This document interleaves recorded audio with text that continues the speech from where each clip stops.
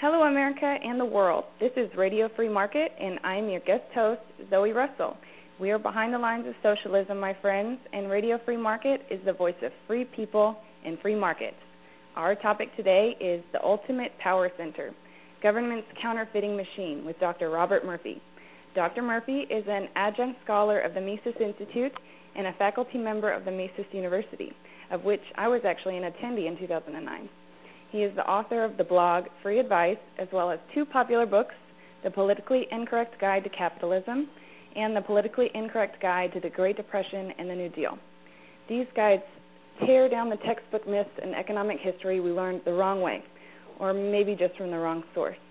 So I know he can help us demystify one of the most powerful, secretive, and politically favored government institutions, the Federal Reserve.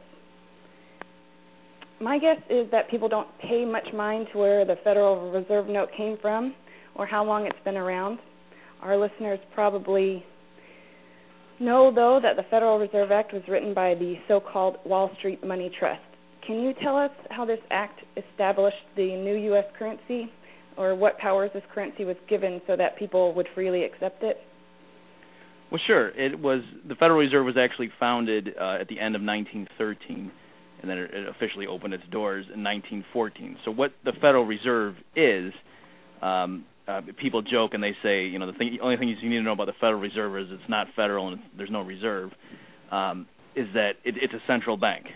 But when the people involved, and we can talk if you want about who was involved in these things, when they were deciding upon what structure it was going to have, they said we don't want to call it a central bank because Americans are very suspicious of centralized power, especially a central bank, that they have in Europe.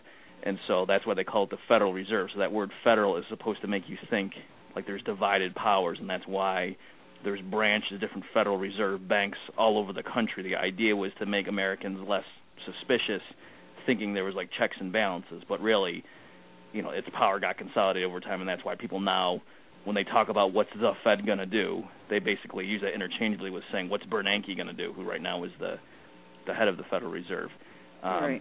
So to answer your question, you're right. If you open your wallet or your purse and you look at those green pieces of paper, it says Federal Reserve note, and that's showing you that that's what it's a note issued by the bank, the Federal Reserve Bank, because before centralized banking, individual banks, private banks, could have their own notes that they would issue.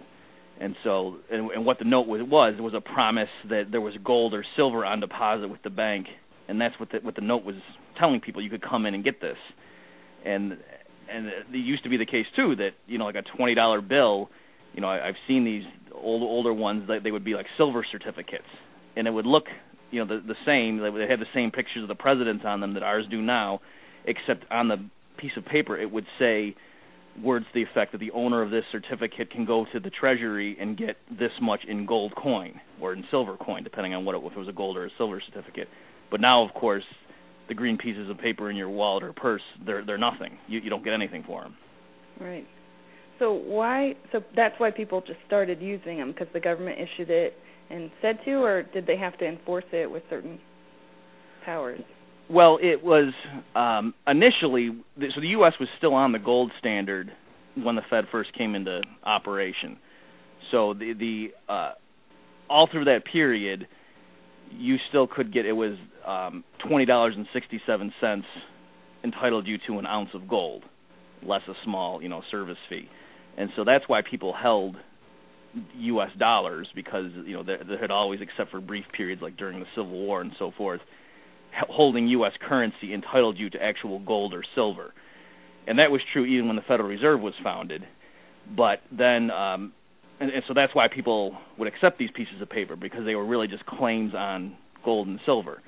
But then in 1933, FDR comes in, he gets inaugurated, and one of the very first things he does after he gets sworn in, and of course this is at the height of the Great Depression in 1933, is he takes the U.S. off the gold standard, meaning, in other words, the government had been contractually obligated to pay $20 or an ounce of gold for anyone who had $20.67 in currency, and then FDR just said, no, we're not doing that anymore. And not only that, he said, anybody in the country who has gold, you need to turn it in under a penalty of a prison term and a $10,000 fine. unless it's like for ornamental value or like a collector's coin. And so everyone had to turn in their gold under compulsion in 1933 and then get, green pieces of paper handed to them in exchange. And then, and so that was the last point in 1933 when regular citizens could redeem their dollars for gold. Okay, I'm going to have to interrupt you there, and we'll take our first commercial break.